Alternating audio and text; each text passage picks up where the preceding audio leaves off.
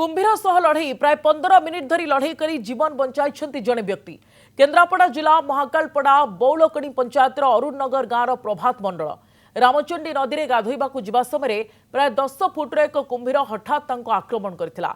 कुंभीर प्रभात को हाथ को टाणी नेउथिला बेले कुंभीर सह प्राय 15 मिनिट धरी लड़ई करी शेषरे से जीति जाइछंती। जीवन बंचाई बाहरिबा परे परिवार लोके तांको महाकालपड़ा मेडिकल को नहीं जाइथिले। चिकित्सा परे प्रभात एबे सुस्थ अछंती।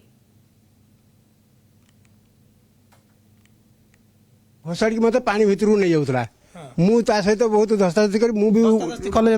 माने कोन हाथ उधर टाणुथला ना जंग उधर टाणुथला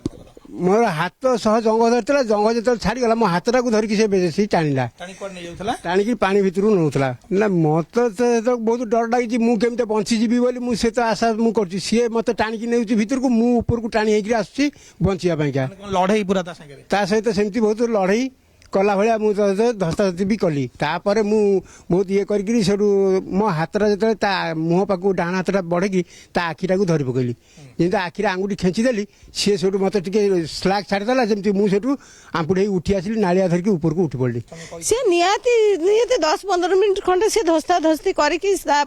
निज जीवन बचाई उठिकी बंध उपर बहुत समय से निहाती अध घंटा पर रेस्ट नहीं तापर आमे तो जानी नथिलु से तापर घर आसिला पर आमे जानिलु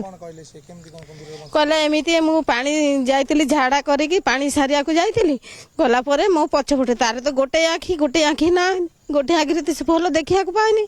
आ से माने बा पटरू आसिकी ताको धर देले